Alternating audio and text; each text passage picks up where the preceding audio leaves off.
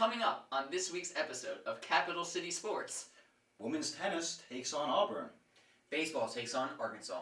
And we'll head to Williams-Brice Stadium to take a look at Carolina Pro Day. This is the new Capital City Sports.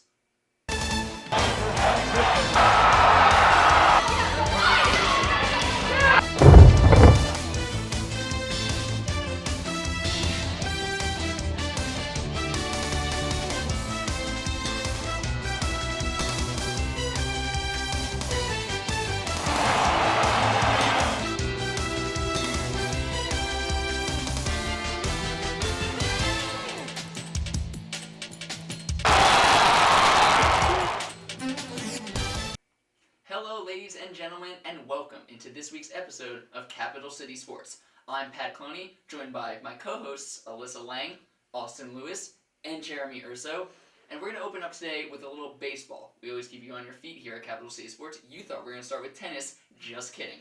This weekend, the number 5 South Carolina Gamecocks played host to the number 17 Arkansas Razorbacks. We had a couple of our hosts covering the games this weekend. On Friday, we had Joshua Huffines at Carolina Stadium, and on Saturday, our very own Alyssa was there. Let's take a look at their highlights. The USC Gamecocks took on the Arkansas Razorbacks on March 22nd at Carolina Stadium. The first 3 innings looked competitive, with Connor Bright reaching on an error and Sean Carson stealing second base. Both teams traded outs until USC's luck began to change as Arkansas's fielding, pitching, and batting began to take control of the game. The Razorbacks scored 9 runs in the top of the 4th, aided by several walks for runs and a wild pitch for another. USC's batting was not able to take hold of the game as Arkansas went on to win the game 15-3. From Capital City Sports, this is Joshua Huffines.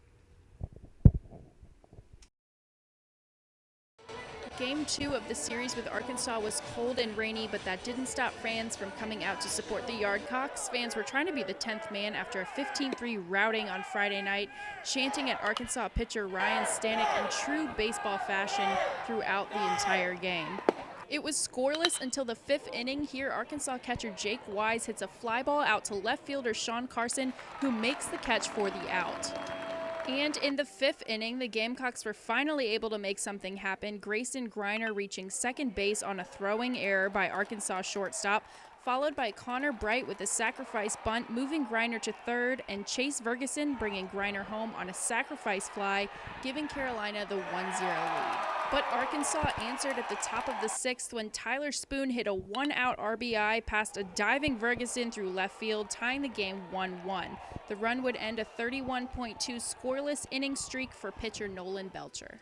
But neither the 7th inning stretch or a pitching change would help the Gamecocks come back over the Razorbacks. Adam Westmoreland coming in during the 7th for relief, but a solo home run by Arkansas's Matt Vinson would push the Hogs to a 4-1 lead at the top of the 8th. Arkansas would win the game and sweep Carolina in this series. For Capital City Sports, I'm Alyssa Lang. All right, guys. So, how do you want to start this one? Do you want to break this down game by game, or this was a rough one? Well, looking at the stats that I have here, I don't want to say that the baseball team sucked, because I don't like to use the S word, but I just want to know, why the heck were we really, really, really, really so bad? Is it just a lack of communication here? We're talking about the first big SEC series with new coach Chad Holbrook. Is it the fact that the Gamecocks are no longer led by Ray Tanner? Could that have anything to do with this monumental collapse? This is the first time Carolina has been swept at home since 1999. That's a long time. I'm pretty sure it was just early season jitters because last season the Gamecocks started off 1-5 in the conference, getting swept at Kentucky and losing 2-3 to Florida. And plus, this is Arkansas, who was preseason ranked number 1, returning their entire pitching staff and having multiple MLB draft picks in their rotation, featuring on Saturday Ryan Stanek, who is projected to be a top 5 pick in the upcoming 2013 draft. So this was just a really, really young team who lost its leaders in Michael Roth, Matt Price, Christian Walker, and Evan Marzilli, who were in this massive series, their first big home series, and we were just outmatched. We definitely were. It's funny you talk about the top 5 overall pick pitching on Saturday, and it's kind of funny. He was matched up against Nolan Belcher, who is just his exact counterpart. The jump ball pitcher, the 5'8" lefty, and it's something funny to think about. And we had a chance to win on Saturday if it wasn't for errors by Joey Pancake and the squeeze bunt attempt, which came out of nowhere on a 1-2 count because the batter had swung away both times on the past couple pitches, and then just squeezed him out of nowhere, and that just threw everybody off guard, and that's what caused him to gain the lead. I mean, if we're talking here, the only game that we really, absolutely blew in this one was Friday's game. And, I mean, that was atrocious. I mean, that was a close game for the first 3 innings. I mean, you had, it was a tied score 0-0 into the 4th, and then... The difference is that you don't play 3 innings of baseball. You play 9 whole innings of baseball. If you want to go to the MLB, you have to play 9 whole innings of baseball, like, no excuses. If it was 3 innings, then fine. Okay, play good for 3 innings, and then go have a Coca-Cola and take a break. There you go. We're playing 9 innings of baseball. Does this team understand that? It didn't look like it on Friday. I mean, we improved. We'll talk about Sunday now. Sunday, we played 9 innings of hard fall baseball. We were tied all the way through. It took, Arkansas 12 innings to beat us. But you're right. On Friday, it didn't look like we were invested in a full game of baseball. We played 3 innings and then really fell apart. Arkansas scored 9 runs in the 4th inning on, yes, a couple hits, but they were also walks and wild pitches, and we just looked incredibly sloppy. How much of that sloppiness do you think has to do with the fact that Gamecocks aren't used to taking pitches like Ryan Stanek's type pitches? None of our pitchers pitch as fast as he does. That's right. And if you think about it, our best pitchers, last year, Michael Roth, jump ball pitcher, not an incredibly powerful fastball, some curveballs. I honestly don't think we faced anything like Stanek in quite a few years. Maybe not since like David Price back in Vanderbilt. We faced Stanek last year in the College World Series, so some of the players in line like Pancake and Griner should be used to his pitching style, but he was just flat out dominant on Saturday. And going back to Friday, this is Evan Beal, who just thrust into the starting rotation when Jordan Montgomery got injured. So this is his first major SEC start besides Missouri. With all respect to Missouri, just really isn't a good baseball team. That's right. And this is Arkansas, who's preseason number 1. So he just collapsed so quickly in the 4th inning that Holbrook had nobody warming up in the bullpen. So it just went downhill so quickly that there was pretty much no chance for us to get back in the game because 9 runs in the 4th inning just killed us. Right. I want to know, where is this baseball team at right now? Because I know a few weeks ago, didn't we pitch a no-hitter against Albany? And they're Albany, and they're not in Arkansas, but nevertheless, hey, we pitched a no-hitter. Didn't we beat them 14-1? How do we go from 14-1 to losing to Arkansas in one game of the series where it's 14-3? How do we go from 14-1 to 14-3 on the losing side? I'm pretty sure it's just a major difference in talent because Arkansas they probably, besides Vanderbilt, have the most talent in the SEC. Right. It's just with great recruiting and really great pitchers who are with high velocity, who are going to be MLB draft picks and high MLB draft picks when South Carolina has made their living off of guys who are pound the zone, control pitchers, and guys who aren't prototypical MLB guys, even though going off now recent history, Jackie Bradley Jr. is in the Red Sox organization and probably will be on the opening day roster. He is probably the most prototypical MLB guy we've had in the past couple of years.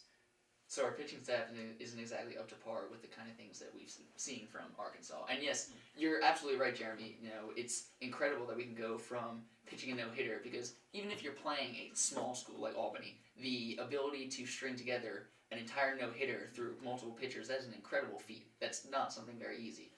So what I want to know is, hopefully what I'm hoping is that this is just a phase. This is just a bad weekend series. We can clean up from this and come into next weekend series or games in the future and have as good a pitching performance as we did back in the Albany series. Now, my main concern as a news reporter is I care about the students of the University of South Carolina, and I know that the students at the University of South Carolina, they're hearing this stuff, hey, we got swept in a series, they're taking their blood pressure. What should these people be concerned? Should students be concerned? Are we going downhill? Is it a very steep slope that we're going down? You mean this happened last year? Or should we not panic? Should we just be hold up, let's not press the panic button, let's take a deep breath, and just wait to the next series? You're absolutely right. That is exactly what we should do. Like Alyssa said, I mean, this is just, it's just going to be a phase. We started like this last year, We had a rough start to our SEC season, 1-5. And also, definitely don't hit the panic button yet because there was another game on Tuesday night we're going to talk about quickly here. the South Carolina Gamecocks traveled to the College of Charleston for a quick one-game set, and that was a much different story as opposed to what happened over this weekend. Carolina took the game 3-1 behind an incredibly solid performance from none other than Colby Holmes, who, guys, we know, has struggled a lot this season. Holmes went 7 1/3 innings, allowing just 1 run on 4 hits and recording a season-high 8 strikeouts. Wow. That is a solid pitching performance. Talk a little about that, guys. I mean, he's been struggling all season. It's great to see him. It was great to see him get back on his feet because against Missouri, he really looked off. And this is a guy who, for the past couple of years, has been a mainstay in the rotation, winning games in Omaha last year, and he has 2 national title rings. So he's been through the wars, he's been through the battles. So it's just hopefully Colby's finally gotten out of this funk, which I'm hoping midweek starts will let him get his mojo back. He certainly is one of the leaders for this team. Like you said, he has the 2 championship rings. He might be the kind of pitcher who now has to emerge as, who knows, maybe he could take over one of those weekend starting spots with Montgomery still out. Really, we don't know when he's going to be back. Hopefully soon, obviously. But Holmes and some other seniors and leaders on this team really need to step it up if we want to look like the team that we have been the past couple years getting to the College World Series. Now, I don't know if my brain is in the twilight zone, but the last time I checked, the school that we played, they're not in the SEC. Correct. They're not Arkansas, which is in the SEC. So when we go back to SEC play, is this going to transfer back over, or is it going to be like, another Arkansas? I mean, You would hope not. Right? honestly, time will only tell. We have another series coming up this weekend, against Texas A&M. We're playing this Thursday, Friday, and Saturday. Come back next week to check Also out our a home analysis series, on this. Right, exactly. It's a home series, same, scenario as last weekend. Hopefully we can step it up. By my guess, we'll have the same 3 pitchers going out there, relatively the same lineup. So, we'll see how things can change. Maybe it's just, it was a bad weekend. It was our first. It's a wake-up call. Exactly. It was our first, big home series of the weekend, or of the season. And so, maybe you just had the freshmen and the JUCO college transfers and everything just had to get, the nerves out. And they'll be ready for next weekend. So you think about College Charleston on Tuesday game. College Charleston's been a really historically good program who's given us some trouble in the past. So getting this win under our belt, who College Charleston is coached by former Gamecocks assistant coach Monty Lee. So this is it's a really good win for us to get back on our feet. And going into the Texas A&M series, and Texas A&M has had a really good baseball program in the past couple of years. They were in Omaha a few years ago, and we played them in Omaha. And so this is just they're a very strong program who, if we can win 2 out of 3, or in this series, it will be a really good way to say that South Carolina is back and we're back in the driver's seat. We will absolutely find out. Can't wait till this weekend. That's going to conclude our little baseball segment here. Don't go anywhere. When we come back, Jeremy's here to break down women's tennis against Auburn. This is Capital City Sports.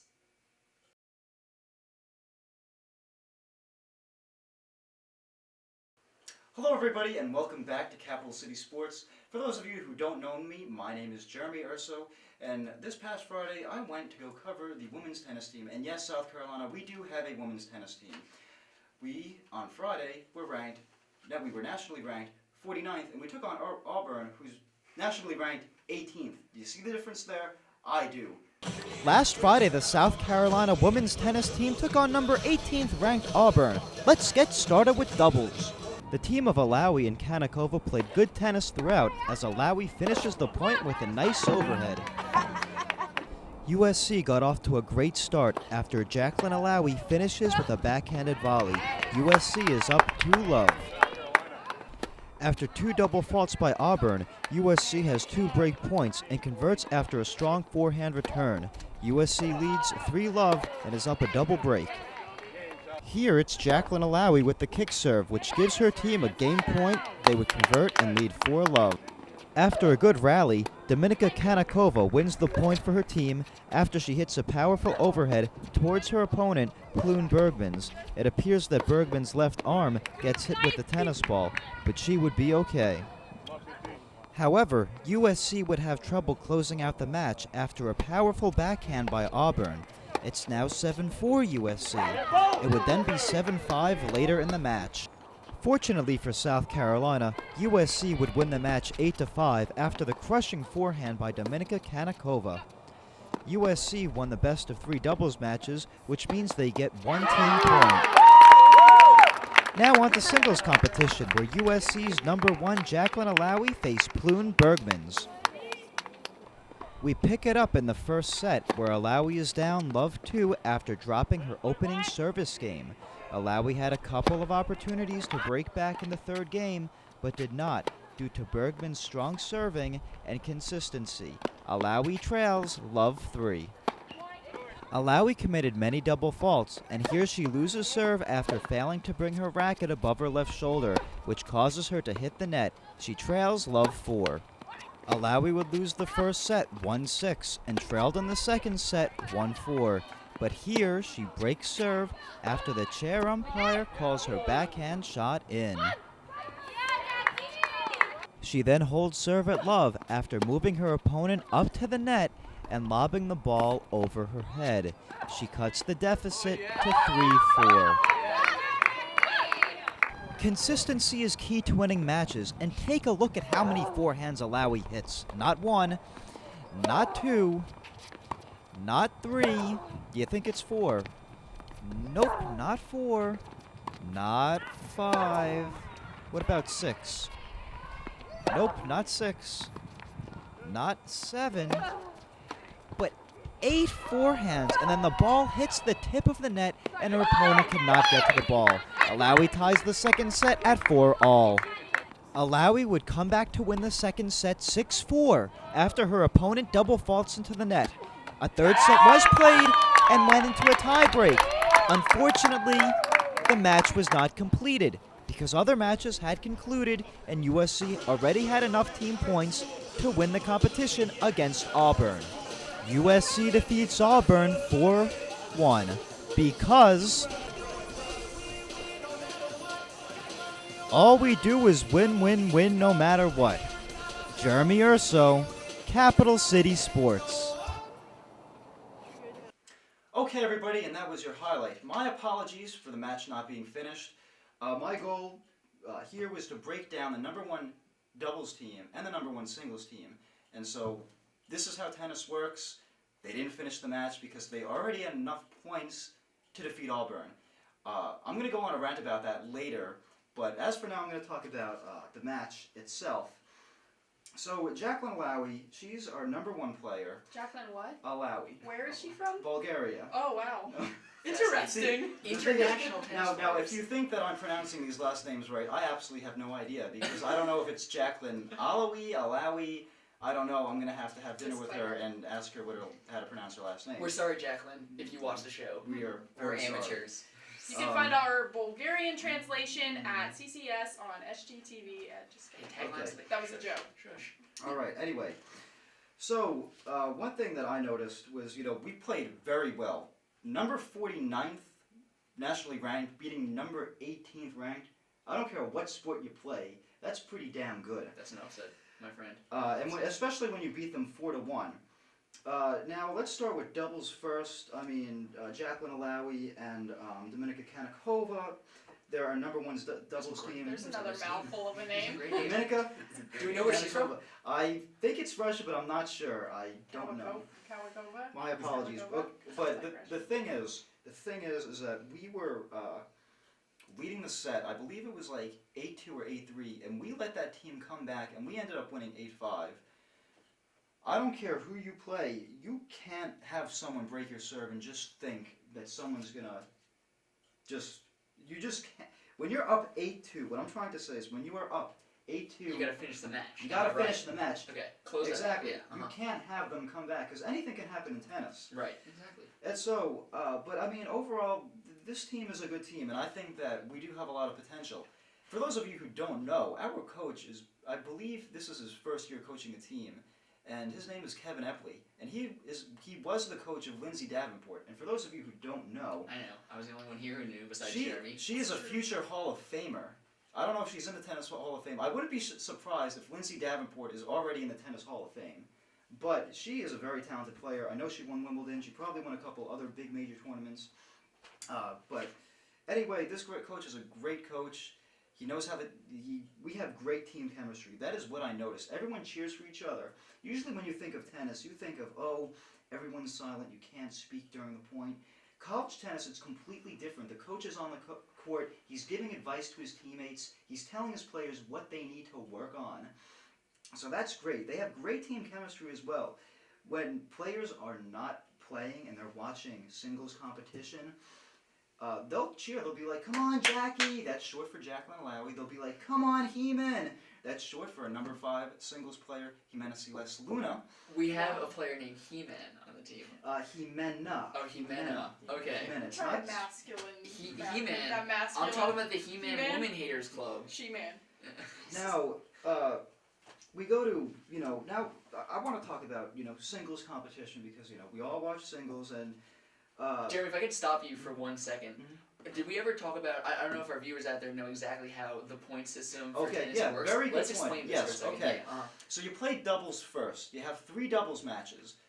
The team that wins 2 out of the 3 doubles matches gets 1 point. You need a total of 4 team match points in order to win the competition against your opponent. Then each singles competition, when you win 1 match, that is 1 point each. So, first team to 4 points wins, and then all the other matches stop playing. Does that make sense? And that is where you begin your rant. That is where I begin my rant. Jacqueline Alawi, our number 1 player from Bulgaria, as I said before, defeated, well, no, she did not defeat Pluton Bergens. Jacqueline Alawi was down 6-1, 4-1.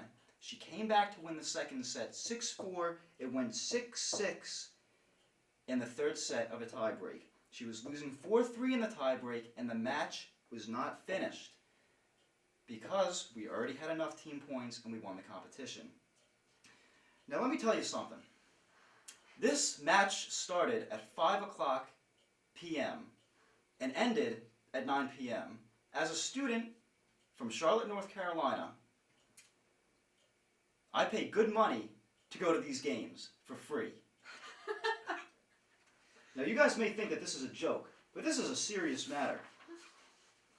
When I go to a game, when I go to a tennis match, I expect that match to be finished, especially when you're in the middle of a tiebreak.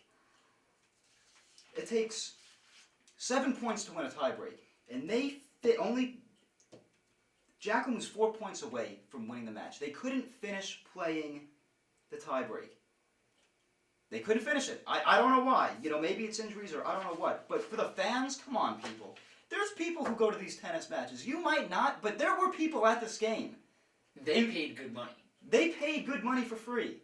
They paid good money for free. For free. For free. Now... So wasn't there a movement you said you wanted to start, finish? Okay, yes, Yeah. please, okay. So, my goal as a news reporter who cares about the people of South Carolina, follow me on Twitter at I'm So Urso. That's capital I-M, capital S, lowercase o, undertag URSO. Follow me on Twitter, hashtag finish this match, because this match needs to be finished. You have to finish this match. I don't care what school you go to. I go to a tennis match, I expect the match to be complete. Especially when I'm filming a highlight for the sports station, and it doesn't look very professional when the match isn't finished. I don't think this organization understands that. Okay, do you understand it? Does that make sense to you? Yes. Do you believe that we should finish this match? Do you believe that the tennis team should finish their match? Personally, I think if we got the 4 points already, then if we win, then that's fine. Well, I disagree with you. What about you, Pat? Do you think that we should finish? I'm going to agree with you just because I don't want to That's hear good. your wrath. Do you want to? Yeah. Do you agree? I agree, just So because that is I'm a little afraid. 3-1 majority, people. This is a crisis going on in the university, and no one is mentioning it. We paid $50,000 for trash cans outside the University of Russell House. The Russell House University Student Union. And this university wants to focus on garbage before they're going to put garbage in front of our own players. They're going to Yes, worry that's- about garbage and recycling. If you ask me, this is garbage, am I right? Is this garbage? I don't know. I don't know. I don't know where the future is. Especially because you paid so much money I for paid free. so much money For free! for free to go to this match. And I was in the freezing cold for 4 hours I'm a broke college wearing an student. extra large Panthers jacket. 30-degree weather. And this match wasn't finished. This match was not finished. Finish this match, ladies and gentlemen.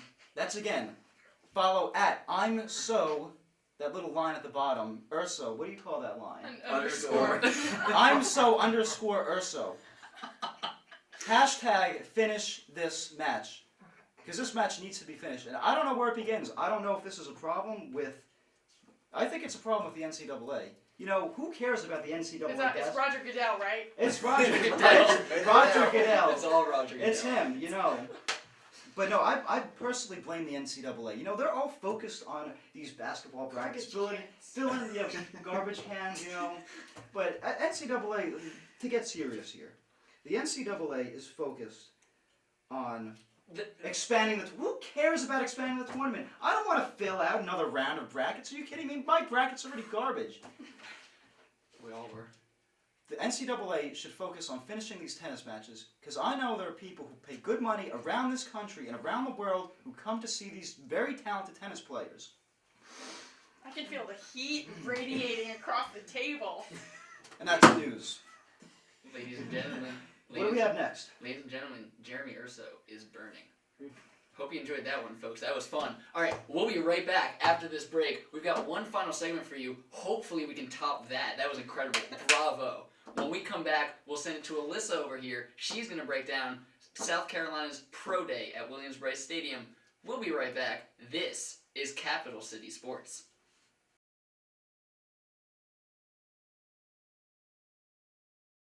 Hey everyone, welcome back to Capital City Sports. USC held its Pro Day this week. I was there, so stay tuned and take a look at the highlight. We are here at South Carolina Pro Day, where 18 former Gamecocks are here trying to impress NFL scouts before April's draft. Some of these players include Ace Sanders, Devontae Holloman, Justice Cunningham, and even Marcus Lattimore had some participation in some of the drills. Let's take a look at some of the action. DJ Swearinger, former defensive back for the Gamecocks, was known as one of the hardest hitters on USC's defense. Swearinger came into Pro Day with a goal of improving his 40 time from the combine, which was a 4.67. He improved that time not to his goal number, which was a 4.5, but instead clocked a 4.63. And of course, current Gamecocks came out to show support and have fun with former teammates. There is Jadeveon Clowney goofing off with now San Diego Charger Melvin Ingram. And Buffalo Bills Stephon Gilmore and Chicago Bears Alshon Jeffrey also made the trip to watch the action. Devontae Holloman was also in attendance. Holloman ran a 4.71 40-yard dash at the combine and a slightly slower 4.79 at today's Pro Day. Former tight end Justice Cunningham improved his 40 time by 9 milliseconds, running a 4.81.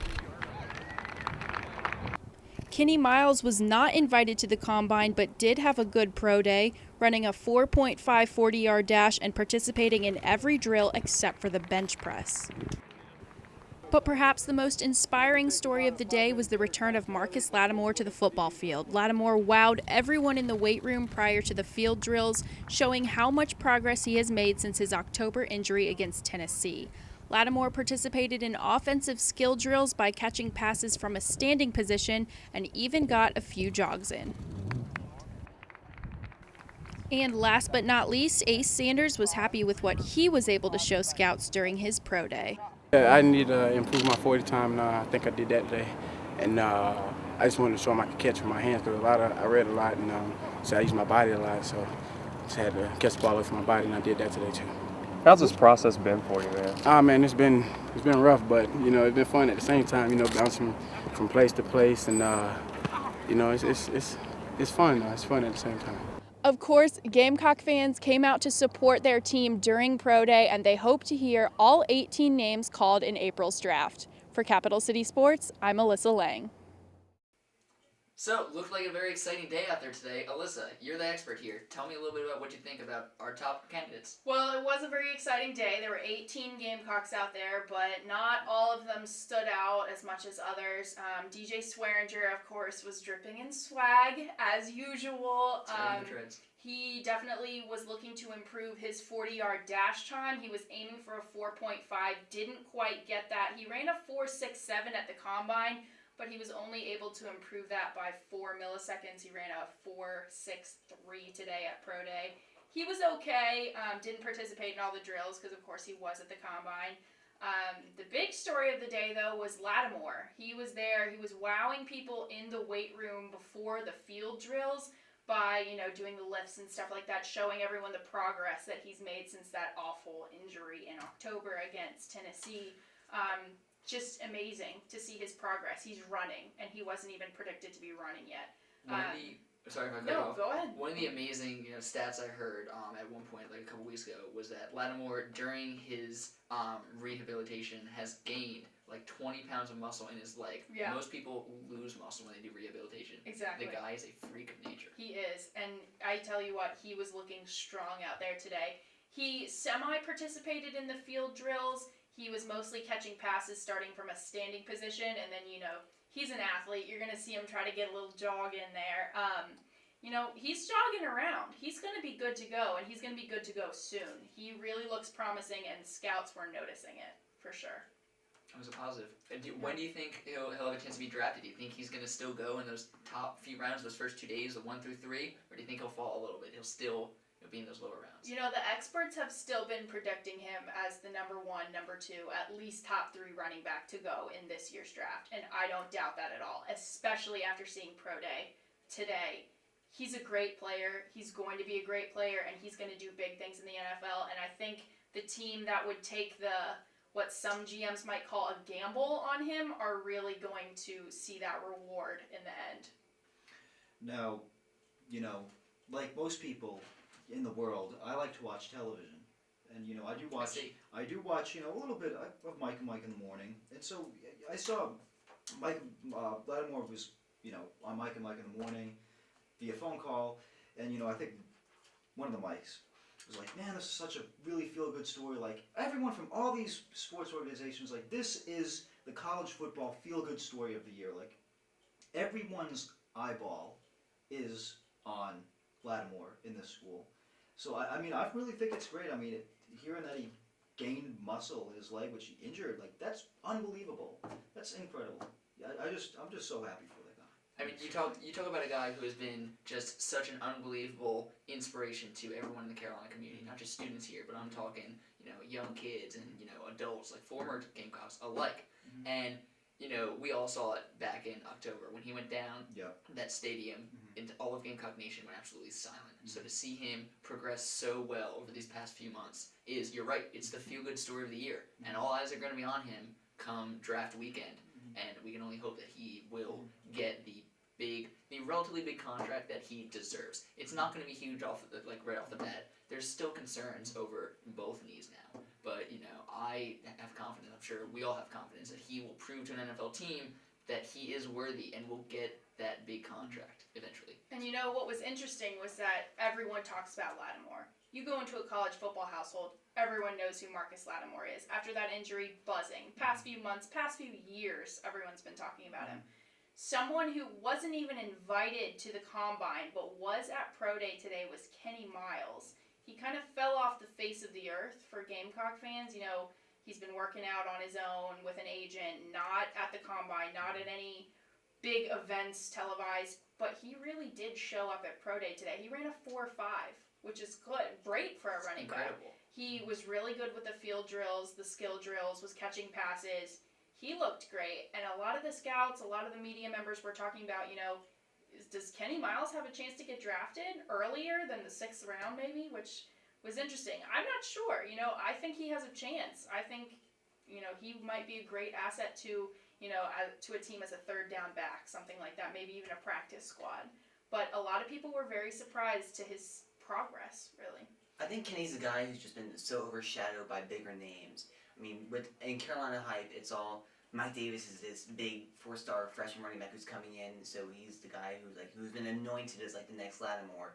And he's been behind Marcus. He's just been a really steady guy. Brandon Wiles. Yeah, Brandon Wiles last year too, and he's just been a really steady guy who's come in, gave a good 4.5 yards carry, and he's been the consummate team player. So him coming out with his size, he's short, sturdy back, who come running a 4.5, that's really strong for him. Yeah, and another thing you said, good attitude. A lot of people are saying that might be what gives him the edge too. Getting to workouts early, watching extra film. The kid ran 2 miles after every game last year, something like that. He has like 0% body fat. Like, it's ridiculous. I don't know. Might give him an edge. Speaking of 40s, you had to think Ace Sanders, who didn't run his best 40 at the NFL Combine, but even though that's not really Ace's strength is more looseness and like shifty agility. Right.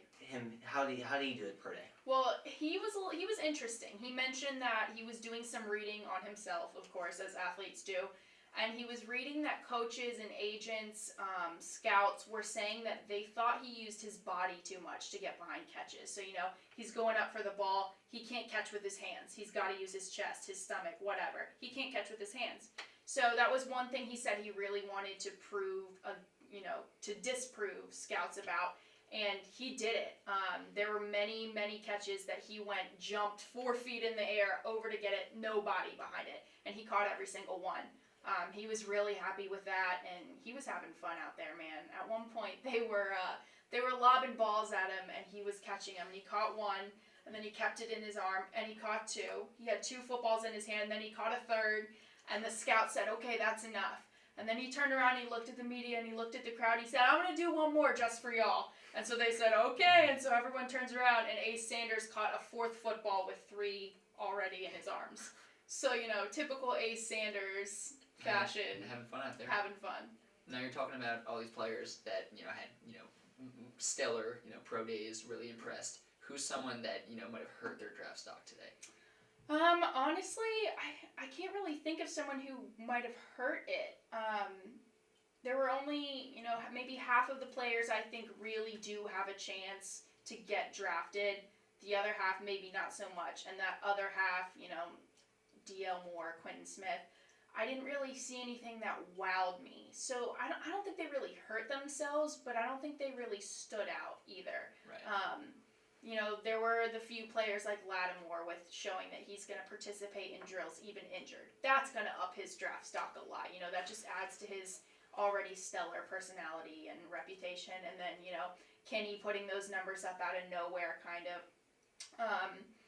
Devontae and Justice, those guys who were at the Combine, Ace, they've proven themselves, and them coming out and just doing a few of the drills, I think, is enough to say, solidify their place in the NFL draft, no matter where they go. All right. Well, I just have one thing on my mind, and I believe this is also on the people of Carolina's mind as well. Anyone want to take any predictions of what NFL team these players are going to go to? Like Marcus Lattimore. See, I have a personal investment in this one. And We all I do do. as well. Firstly, for me, I think Marcus Lattimore might go to the Atlanta Falcons because they just signed Steven Jackson, who's 29, and he's going to be the guy for like maybe 2-3 years, and NFL running backs only last probably to their early 30s, and just having a guy who's waiting in the wings, have him sit behind Steven, learn what Steven Jackson can do, and learn how to be an NFL running back, and then once Steven Jackson leaves, trust Lattimore in the spotlight. He's fully healed. He's back to that form that we saw him in the early 2011 season when he was just the leading running back in the SEC. When everybody was saying, "This is the guy who could possibly win the Heisman this year." I mean, I don't have as much factual proof as Austin does over here. It'll probably be where he ends up. You can hope. For me personally, I am a big New York Giants fan. And the Giants, at the end of the season, released. Yeah, these guys aren't having a bad day. We got a Jets fan over here. Well, I like both teams, Unfortunately. There you That's go. impossible. I don't live like there it's both possible teams. when you don't live there anymore. That's true. Oh yeah, it's a heated rivalry up there. But so at the end of the season, the Giants released their star running back Ahmad Bradshaw, leading rusher from last year. A huge contributor to their team. And I had this just little inkling of hope in there that maybe they released him because they saw something in one of the running backs in the draft they could get for a cheaper price than it would have been to re-sign Bradshaw, and that might be in Marcus Lattimore. I don't have any factual proof like Austin does over here of an elder guy that he can back up or anything. But I mean, I can only hope that Tom Coughlin's got some kind of idea up his sleeve. Marcus is a very low risk, high reward type of player. Exactly. Because at the worst, you're gonna have a good running back who's a really great teammate who will inspire all his teammates, and the reward he can be is he becomes full strength Marcus Lattimore, who is probably the best running back in college football. That's right. And will be a very great running back in the NFL. And Alyssa, your prediction? You know, as a Jet fan, I don't really need factual information to say that they're terrible. Well, compared to the pre-Rex Bryan era with the Chad This is- Pennington era, it's actually a lot True. better. It's actually a lot Chad better. Pennington, we don't need you back. Love you. Is he even still in Miami? Stick with commentary. Oh Stick my with god, oh, there commentary. you go. At this point, as a Jet fan, I will look for anything better than Mark Sanchez and a butt fumble. So I would take Devontae, I would take Justice, I would take Kenny, I would take I would take Ace. I think any of them would be better than who they have now, Sean Green. You're I mean, right. I had him on my Right. I had him Joe on. McKnight, too. I had Sean Green on my fantasy team, and Why? that was just Why? Why? Why not? Why not? That's, You know, that's the what I one- thought. The one prediction I do have, though, and it's not as a Jet fan, I think Ace Sanders would be a great fit with Carolina. The next Steve Smith. I see him as the next Steve Smith. Agree, disagree, but look at their size. Look at the way they play. They're both so scrappy, and Steve Smith is getting a little old. What about Marcus Lattimore going to Carolina? You know, I would see. I would think D'Angelo Williams. people in Charlotte, because you know I live there. Me too. Fact. High five. Fact. I live there. People would go jumping up and down. They would jump Oh, yeah. out of their skin if they found out that Marcus Lattimore is going to the Carolina Panthers. Him and Cam Newton, like they'd be Oh, like gosh. SEC Mermaid Man Dynasty. Mermaid Man and Barnacle Boy. They'd be like peanut butter and jelly. They'd be like spaghetti and sauce, Or macaroni and cheese. It'd be Spaghetti great. and sauce. It'd be like remember Marcus was down to South Carolina and Auburn, so it could have been Cam Newton and Marcus Lattimore in the same backfield. So it could have been the what if scenario that could have happened. Double You can see trouble. it, Carolina. But I just think that North Carolina's not need a running back right now. That's the thing, They've they got have Jonathan two Stewart and solid D'Angelo running Williams. backs. Well, yeah, but you know, but they're not winning with them.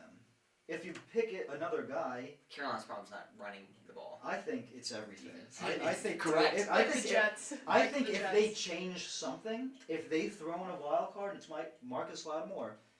You know, I think it could work. It could work because what they've been doing now has been garbage, True. and that's the bottom line. All right. We got anything else? I'm good. Cool. Thanks all for this. That's all for this week. Thanks for watching. If you want to watch as the game, go online to sgtv.sc.edu. Make sure to follow us on Twitter at CCS on SGTV and like us on Facebook and just search CCS on SGTV. For all us here at Capital City Sports, I'm Austin Lewis, and have a great night, Carolina.